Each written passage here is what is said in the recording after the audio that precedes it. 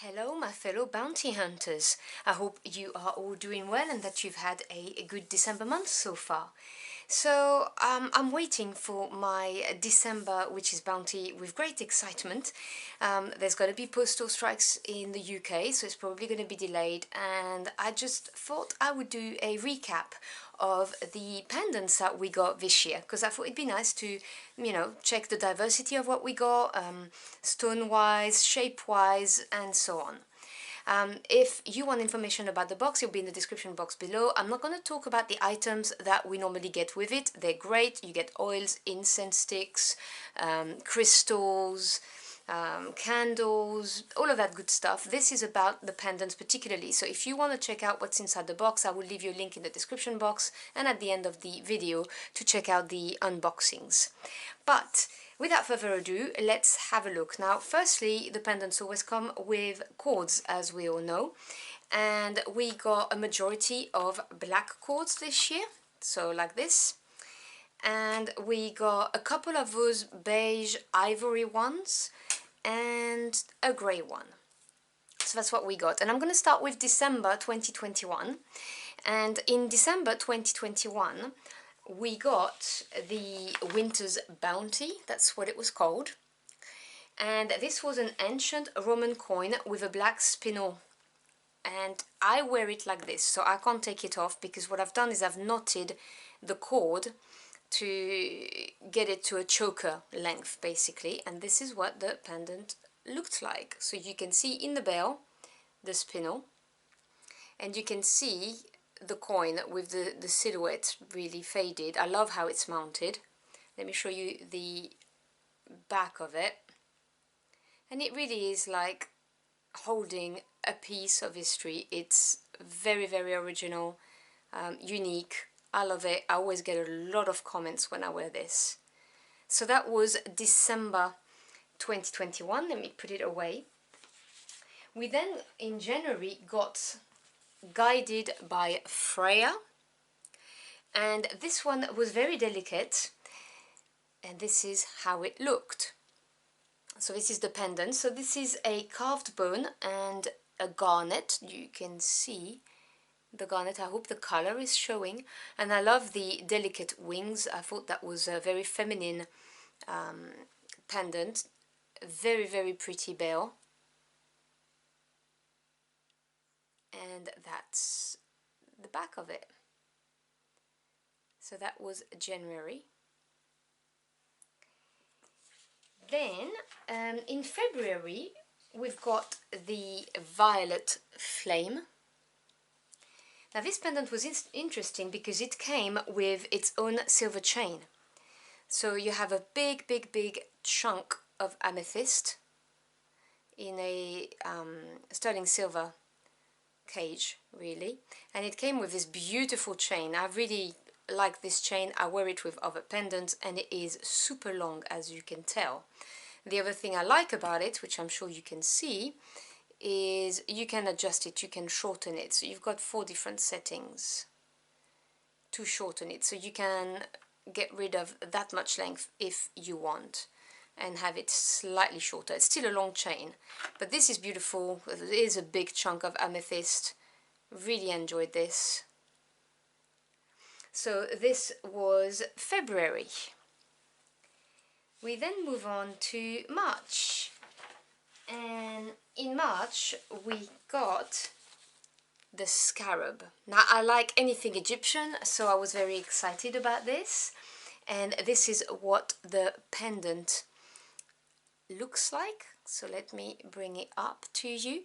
Now this intriguing stone, well it was for me anyway because I'd never seen this, is a carved phosphosiderite, and it has a citrine which is located right here and 2 little amethysts on each side. And I know that some of you reached out to me and said, oh, yours has got white, it's very nice. Apparently it comes in without whites, which I've discovered later on in the year, but yes. So that was this pendant. The bell was interesting too because it was a different style, obviously, you know, less Celtic looking because it's an Egyptian pendant, so I like that. Quite big, and in the back you can see there was an ankh engraved in the back of it. and I also really liked the delicate wings. I'm going to show it to you next to Freya, which was 2 months before, so to give you an idea of size, and also to show you the nice delicate wings. So that was those two. I'm sorry if you can hear my cat meow and my dog growling. He doesn't like it when she meows. So there you go. So then we move on to April. Now in April we got A Visionary Void, is what the title was, and this is a stunning pendant. I've got to be honest, it's one of my favorite for the year. It's this one right here. It is huge. It's a big pendant. Whoops. And it's a lapis lazuli, and in the bail you have a kyanite. So very pretty, very chunky. That's the Seed of Life design, which I really like. Let me show you up close so you can see the bail and the back of it. And to give you an idea of the size, let me compare it to, for instance, the December one. So that's what they look like. Obviously it's not about size, but it's nice to have different size of pendants, because I don't always want big pendants and I don't always want small pendants.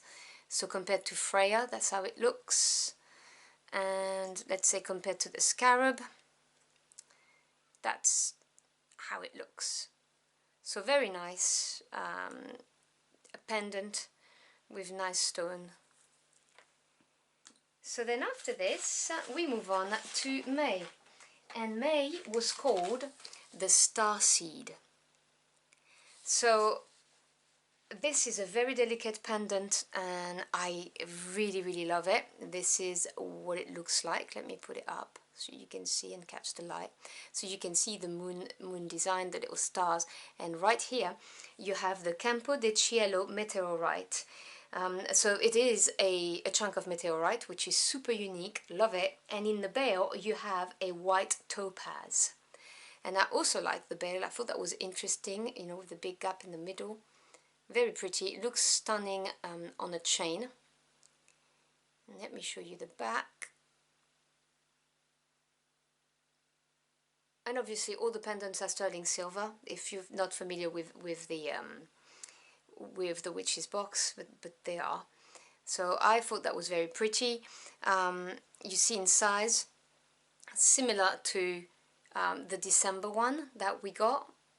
And if you compare it with the huge one that we got the month before, that's what it looks like.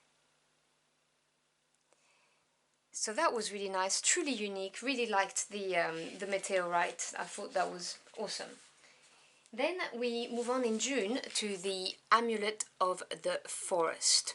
Now some of you reached out and said to me, well actually it was not very summery for June, the choice of stone, the colour. And it's true, it's a bit harvesty colour, you'll see what I mean in a minute.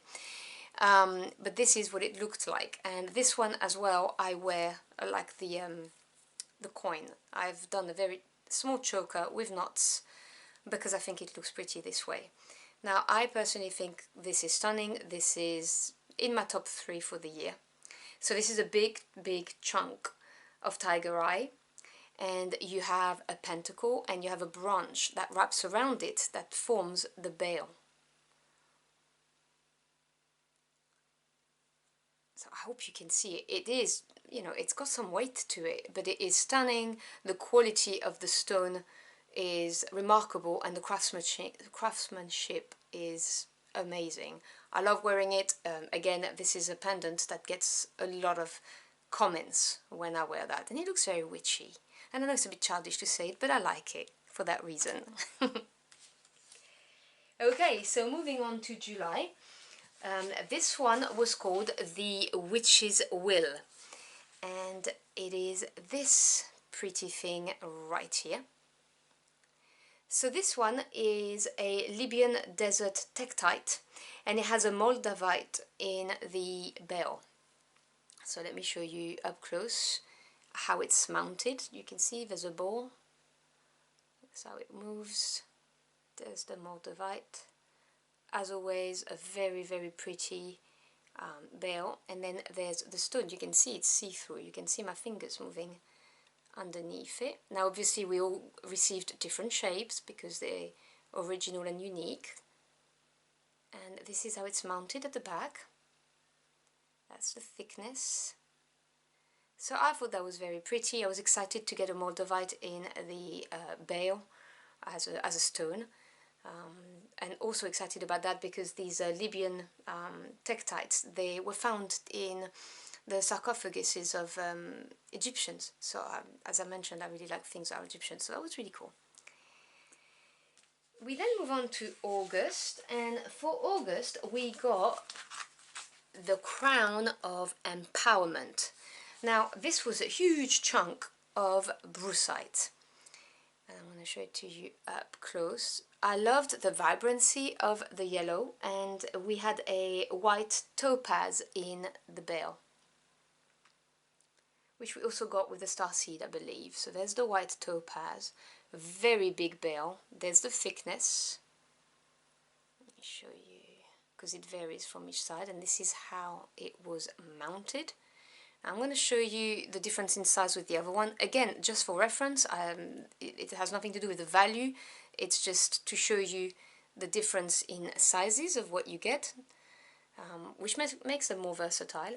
I did think that the shapes were kind of similar between the two summer months, really, but it didn't bother me because they're different crystals. I don't wear them with the same things. You can tell the difference in the bales as well. If you look at the size of this one here, it's huge. But yeah, I thought that was very summery, that bright yellow. It was really nice. Big ray of sunshine. Yeah, I thought that was cool. And to give you an idea, I'm going to show you again with the biggest of the pendants that we received. That's how they match, you know, size-wise. And then if I put the starseed next to it, you can tell the difference. So you do get a variety of styles, of stones, of sizes. I really like that about the box. Something for everyone. Then, moving on to September, we've got the light bearer. Now this is the second time we're getting a carved phosphosiderite, but this time it's in the shape of a goddess. I love it. I think it's very feminine. And in the bale you have an amethyst. Let me show you. You have an amethyst in the bale. Again, this is a very pretty bale. This is how it's mounted. It's mounted the same way as the brucite and the tektite were, as you can tell. And I was telling you that, you know, some people said, oh, yours has white in it. So this is the second time we got that stone in the year. My Egyptian one had white, as you can see there. And you can clearly see it at the back. This one didn't have any. It was all lilac color. Very delicate. I don't know. I feel very empowered when I wear it for some reason. And it's very feminine. And again, people do look at that pendant a lot. The bale is very significant, which is nice if you wear them on talks, which I do. So I need big bales to be able to wear them. So that was the light bearer. And then in October, we got a very, very much anticipated pendant and very popular from what I saw online, the Key of Hecate. Now this pendant is sensational. The craftsmanship is amazing, and this is what it looks like. So it is oxidized silver. I hope you can see this. Right here is a citrine sphere. The bale is simple but big, which goes really nicely with the spheric shape, if you ask me. And then you have the snake that's wrapped around it, around the key. I hope you can see it and it's focused. And then in the key itself, right here, you have the triple moon, which I didn't see. It's one of you actually told me about it. I hope you can see it, the shape. It's the triple moon.